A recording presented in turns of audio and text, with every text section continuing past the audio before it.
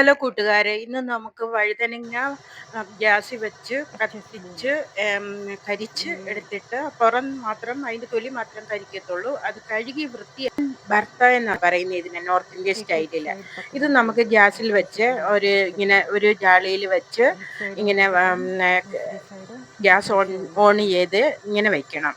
തിരിച്ചും മറിച്ചും വെക്കണം. അത് മൊത്തം തൊലി മൊത്തം കരിഞ്ഞു വരുന്ന പോലെ, ഒത്തിരി കരിയരുത്, അകം നല്ല വെന്ത് വരും. ഇങ്ങനെ തിരിച്ച് തിരിച്ച് തിരിച്ച് വെക്കണം. ഇങ്ങനെ വെച്ച് നമ്മൾ ഗ്യാസ് എപ്പോഴും സ്ലോയിലാണ് വെക്കേണ്ടത് കേട്ടോ. അപ്പൊ ഇങ്ങനെ വെച്ച് നമ്മള് അപ്പുറം ഇപ്പുറം എല്ലാം തിരിച്ച് തിരിച്ച് കൊടുക്കണം. കുറച്ചു നേരം ഇങ്ങനെ വെച്ച് വളരെ ഈസിയാണ് നമുക്കിത് ഉണ്ടാക്കാൻ, നല്ല ടേസ്റ്റുമാണ് കേട്ടോ. അപ്പൊ ഇങ്ങനെ തിരിച്ച് തിരിച്ച് വെച്ച് നമ്മളിത് എല്ലാ സൈഡും വേകുന്നിടം വരെ തിരിച്ചും മറിച്ചും വെച്ചുകൊണ്ടിരിക്കണം. അതിന്റെ ഇതില്ലേ, തണ്ടില്ലേ, ഇതിന്റെ തണ്ട് ഭാഗം അവിടെ നമ്മൾ ലാസ്റ്റില് ഇങ്ങനെ മേളിലായിട്ടും വെക്കും. ഇങ്ങനെ വേവിച്ചെടുക്കണം. ഇങ്ങനെ ഗ്യാസേല് കരിച്ചെടുത്തിട്ട് ഇതിന്റെ പുറത്തെ തൊലി നമ്മളിങ്ങനെ പൊളിച്ചെടുക്കും. ഇച്ചിരി ചൂടാറി കഴിയുമ്പോഴാണ് ഇതിങ്ങനെ പൊളിച്ചെടുക്കണം തൊലി. ഇങ്ങനെ പൊളിച്ചെടുത്തിട്ട് മൊത്തം ഞാനത് മൊത്തം പൊളിച്ചെടുത്ത് കഴിഞ്ഞു. പിന്നെ ഇതിനകം നോക്കണം, അകത്ത് എന്തോ പുഴു ഒന്നും ഇല്ലല്ലോ എന്ന് ഉറപ്പാക്കണം. അകം ഇങ്ങനെ തുറന്ന് നല്ലപോലെ നോക്കണം. അത് വേവിച്ച് കഴിഞ്ഞാൽ നോക്കുന്നത് കേട്ടോ. ആദ്യം എല്ലാം മുറിച്ചിട്ടല്ല ഇത് നമ്മൾ ഗ്യാസിൽ വെക്കുന്ന, ഫുള്ളോട് കൂടിയാ നല്ല കഴുകി വൃത്തിയാക്കി വേണം വെക്കാന്. ഓക്കെ. അത് കഴിഞ്ഞ് ഞാൻ ഒരു കത്തി എടുത്തിട്ട് ഇങ്ങനെ ഇങ്ങനെ ഇങ്ങനെ മുറിച്ചെടുത്തു. കണ്ടോ എങ്ങനെയാന്ന്? കത്തിയും കൊണ്ട് ഞാനിങ്ങനെ കട്ടി മൊത്തം ഇങ്ങനെ ഒന്ന് ഇങ്ങനെ ഇങ്ങനെ അടിച്ചടിച്ചടിച്ച് കത്തിയും കൊണ്ട് ഒന്ന് സോഫ്റ്റ് ആക്കിയിട്ട് നമ്മളിത് എന്തൊക്കെ സാധനം ഇതിന് വേണ്ടതെന്ന് ഞാൻ കാണിച്ചു തരാം. അതിങ്ങനെ മൊത്തത്തിൽ ഞാൻ സോഫ്റ്റ് ആക്കി വെച്ചു. ഒരു പ്ലേറ്റിനകത്ത് വെച്ചിട്ടാണ് അപ്പുറം ഇപ്പുറം ആക്കി എടുക്കണം കേട്ടോ. ഇത് കണ്ടോ, ഞാൻ അന്ന് മറിച്ചിട്ടിട്ട് അങ്ങനെ ആക്കി എടുത്തു. ഇനി ഇതിന് വേണ്ട സാധനങ്ങൾ എന്ന് പറഞ്ഞാൽ സവാളയാ. ഇത് 2 സവാള ഞാൻ ചെറുതായിട്ട് മുറിച്ചതാണ് കേട്ടോ. 2 സവാള ചെറുതായിട്ട് മുറിച്ചു. അത് ചീനച്ചട്ടിയിൽ എണ്ണ ഒഴിച്ചിട്ട് ഇച്ചിരി ശകലം ജീരകം കൂടെ ഇട്ടു. അത് കഴിഞ്ഞ് ഞാൻ ഈ സവാള ഇട്ടു. സവാള ഇട്ടിട്ട് ഒരു ശകലം വെളുത്തുള്ളിയും കൂടെ ചെറുതായിട്ട് കട്ട് ചെയ്തത് മൂന്നാലഞ്ചെണ്ണം അതും കൂടെ കട്ട് ചെയ്തിട്ട് ഇടും. ഇതിൻ്റെ കൂടെ ഇട്ടിട്ടുണ്ട്. അത് കഴിഞ്ഞ് വേണ്ടത് 2 വലിയ തക്കാളിക്ക ഇടണം, മുറിച്ച് വെച്ചിട്ടുണ്ട്. പിന്നെ വേണ്ടത് ഉപ്പ് ഇടുകയാണ് കേട്ടോ. ഇത് നമ്മൾ നല്ലതായിട്ട് വഴറ്റി കൊടുക്കണേ. ഉപ്പ് ആവശ്യാനുസരണം ഇടണം. ഞാനിപ്പം ഒരു സ്പൂണിൽ ഒരു ശകലം കുറവാണ്.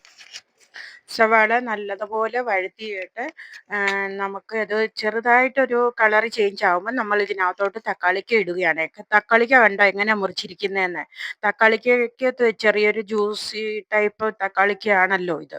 അപ്പം നമ്മൾ ഇതൊന്ന് വഴറ്റി കൊടുക്കണം. അതിൻ്റെയും ജ്യൂസ് ഒന്ന് ഇതാകാനായിട്ട് വേണ്ടിയിട്ട് വഴറ്റി കൊടുക്കണം. എന്നാൽ തക്കാളിക്ക് ചെറുതായിട്ടൊരു വേകുന്ന പോലെ, ഒത്തിരി അളിഞ്ഞും പോകരുത്. അപ്പോൾ അങ്ങനെ വഴറ്റി കൊടുത്തിട്ട് നമുക്ക് ഇനി ഇതിനകത്തോട്ട് മഞ്ഞപ്പൊടി ചേർക്കാം. മഞ്ഞപ്പൊടി 1/2 സ്പൂണാണ് ഞാൻ ഇടുന്നത്. 1/2 സ്പൂൺ മഞ്ഞപ്പൊടി. ഇനി നമ്മൾ ഇതിനകത്തോട്ട് മുളക് പൊടി നമുക്ക് ചേർക്കാം. മുളക് പൊടി 1 സ്പൂണാണ്. അത് എരിവ് അനുസരിച്ചായിരിക്കണം കേട്ടോ മുളക് പൊടി ഇടുന്നത്. എരിവുള്ള മുളകും എരിവില്ലാത്ത മുളകും ഒക്കെ ഉണ്ടല്ലോ. അപ്പം നമുക്ക് ഇച്ചിരി സ്പൈസി കൂടുതലാണ് വേണ്ടതെങ്കിൽ അതനുസരിച്ച് ഇടണം. അപ്പം ഞാൻ 1 സ്പൂൺ മുഴുവനാക്കി ഇട്ടു കേട്ടോ. അപ്പം കുറച്ച് കുറവായിരുന്നു ആദ്യം ഇട്ടത്, അപ്പം ശകലം കൂടി ഇട്ടതാണ്. അപ്പം രണ്ടും കൂടെ നല്ലപോലെ മിക്സ് ചെയ്ത് കൊടുത്തു. അത് ചെറുതായിട്ടൊന്ന് വഴത്തിക്കൊണ്ടിരിക്കുന്നു. നല്ലപോലെ മിക്സ് ആകാൻ വേണ്ടിയിട്ട് തവി കൊണ്ട് ഇളക്കി കൊടുത്തുകൊണ്ടിരിക്കുവാണ്. അപ്പം കൂട്ടത്തിൽ നമ്മൾ ഇതിന്റെ ജ്യൂസ് പതുക്കെ പതുക്കെ പറ്റിക്കൊണ്ട് വരുന്നുണ്ട്. ഇനി നമ്മൾ ഇതൊന്ന് വഴന്ന് വരുമ്പത്തേന് നമുക്ക് ഇതിനകത്തോട്ട് വഴുതനങ്ങ നമുക്ക് ചേർക്കണേ. അപ്പൊ ഞാൻ വഴുതനങ്ങ കട്ട് ചെയ്തത് വെച്ചിട്ടുണ്ടല്ലോ. കണ്ടില്ലേ എങ്ങനെയാ കട്ട് ചെയ്യുന്നതെന്ന്. അപ്പൊ വഴുതനങ്ങ നമ്മളുടെ തക്കാളിക്കും നമ്മള് സവാളയും കൂടെ പച്ചമുളക് കണ്ടല്ലോ, 2 ഞാൻ എങ്ങനെ മുറിച്ചിരുന്നെന്ന് കണ്ടല്ലോ. ഇതുപോലെ മുറിച്ചാൽ മതി. അല്ലെങ്കിൽ നീളത്തിൽ. ഇപ്പൊ ഇത് സാധാരണ ഭർത്തയിൽ ഇങ്ങനെയാണ് ഇടുന്നത് കേട്ടോ.